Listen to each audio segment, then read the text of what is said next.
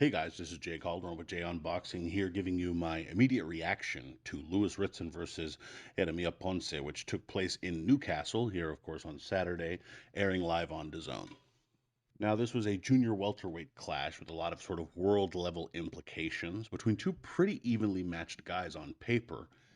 The winner, of course, would move on to potentially challenge the likes of Josh Taylor in a mandatory position with one of the governing bodies, the many that there are, with the loser sort of having to potentially rebuild and kind of assess where they are, considering this is that kind of fringe fight that kind of makes or breaks you to some degree. And to be honest with you, both in different ways kind of fought that way. They both fought like there was a lot on the line, in other words. The only problem for the inevitable loser of this contest, and that is Ritson, was that from the opening round, he was in trouble with a body shot that he really, in some sense, never seemed to recover from. You know, you can get knocked down by a shot to the chin in the first or second round and eventually start to recover, get used to the punches, some power gets taken off your opponent's shots, and ultimately you can recover. But there's something about an equilibrium shot or a body shot that once that floodgate is opened, it's really, really hard to reclose that dam. And for Ritson, unfortunately, that seemed to be the case here. He got hit with a body shot early in that first frame and just perpetually had trouble taking those body shots from Ponce, who continued to throw them because he himself, of course, could sense that his man was hurt almost every time he landed clean with any kind of thud or severity. He was continuing to throw him. He was varying his attacks and in a lot of ways looked a lot better a fighter than I expected him to look, to be perfectly honest, as I predicted Ritson to win this in a narrow decision. That was just not what I expected to happen the moment we were out of that first frame because Ritson looked like he was ready to go down within the first 3 minutes. Now, to his credit, the Newcastle native fought on and he tried to persevere. He even had some moments here and there, but he couldn't string them together. He couldn't string them together in a single round, and then he really couldn't string together a couple of rounds. I mean, he had some moments. I'm not saying it was a complete whitewashing, but especially in those kind of early middle rounds, he had some moments, but Ponce just continued to pour it on. Finally, as we got towards the later parts of the round, you could start to sense, and even the commentary team was suggesting that Ritson was starting to feel a little bit like he was a no-hoper in there, like he was going to have a real hard time turning this one around. And this is where you kind of need that world level power. You need the ability to kind of turn this fight on its head if you're in trouble in that situation. Or you need that world level boxing skill where you can really, just kind of turn your man, angle him, counter him, feint him, pop shot him, whatever you need to do to sort of walk him into something, or to just continue to, dictate the pace and at the very least give yourself a chance to see the final bell and thus go to the scorecards, and then you never know. The problem for Ritson here is that he unfortunately found out that, at the very least as of now, on that kind of fringe of the world level, he just doesn't have quite enough pop for that, and just doesn't seem to have quite enough boxing skill for the other component there. So he's, unfortunately in a kind of damned if you do, damned if you don't position.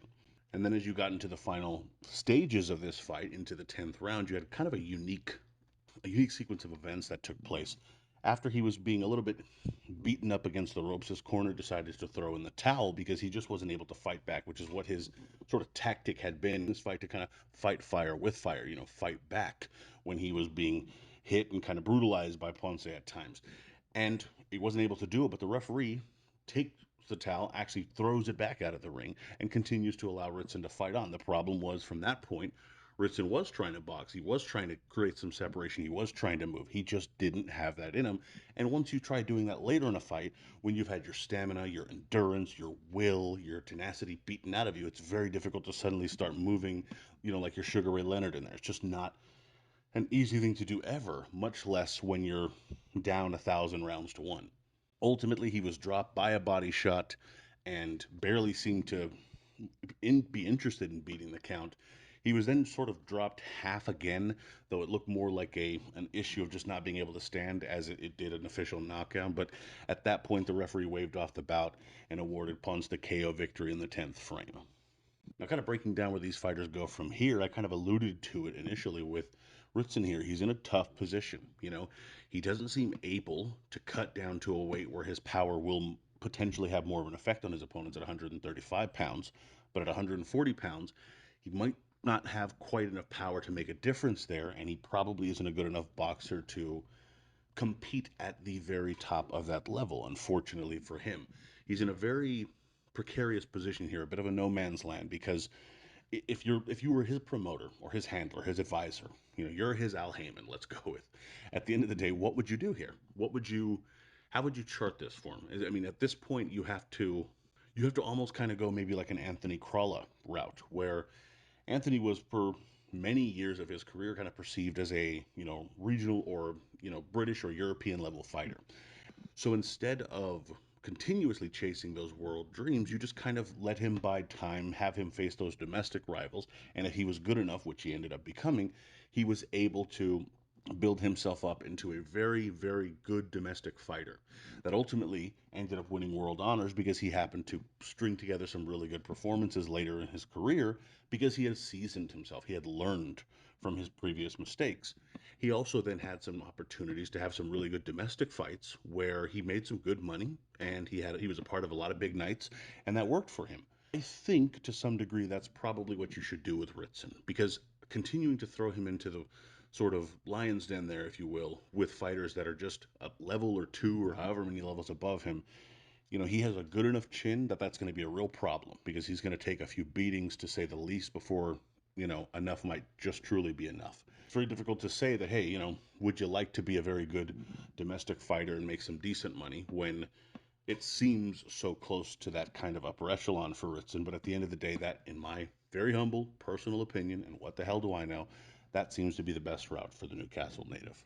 Now, moving on to Ponce, I mean, he obviously has a chance to maybe make some noise there. I mean, even against a guy like, Josh Taylor, who does seem, like a top 10 pound for pound fighter, Ponce isn't a guy who looks like he's going to have absolutely no shot in there. When you have the sort of engine that that guy had and that he showed in against Ritson, you always have a shot. He can dig to the body like hell. He's got a nice long jab. He's got a great motor on him. And at the end of the day, while Taylor is a great level who is probably skill wise above Ponce in several departments, he can be hit. He can be hit to the body. He can be hit upstairs. Prograis hit him to the head and to the body, and he's been hurt before. If you put Ponce in there with him right now, do I think that he beats Taylor? Probably not. But do I think it's an easy night for Josh? No, I don't. And, Ponce now has really put himself in a position where he can, make a couple of moves there. He isn't mandatory. So even if Taylor decides to move up, again, a fight with him and Prograis or a fight with him and, a Broner for a vacant title or things like that are fights that I certainly would enjoy watching. He's a very entertaining and likable guy. Showed a lot of, admirable qualities there and making sure that Ritson was good after the fight. So he's easy to root for as well, in and out of the ring. And I think he has a really bright future, especially for a guy that has been moved along well. And I have to say that I did not have a lot of high hopes for how well he was going to look in this fight. He was an awkward fighter to watch in some of his previous fights. And maybe, hey, it could be situational. Maybe his training was different. There could be a number of reasons why. And I could have also just misread the situation. There's plenty of times I've done that as well. But he seemed a significantly better fighter on the night. And maybe that has to do with a combination of him being better than I thought versus Ritson making him look better than he is. Either way, he looked very good tonight. It was obviously a breakthrough performance for him that's going to allow him to hopefully, for himself anyway, make some noise at 140 pounds on the world level. In any event, that's kind of my take on the fight, my immediate reaction. What do you think of, kind of the two fighters here, and what do you think Ritson goes, and how far do you think Ponce can go in the future? Be sure to leave that in the comment section below. We'd love to hear that from you there. Be sure to like, follow, share, subscribe, all that good stuff. Follow me on Twitter at jcalderon_JOB. You can email me at junboxing@gmail.com. And of course, visit junboxing.com for betting odds, rankings, schedule, results, all that good stuff. And as always, until next time.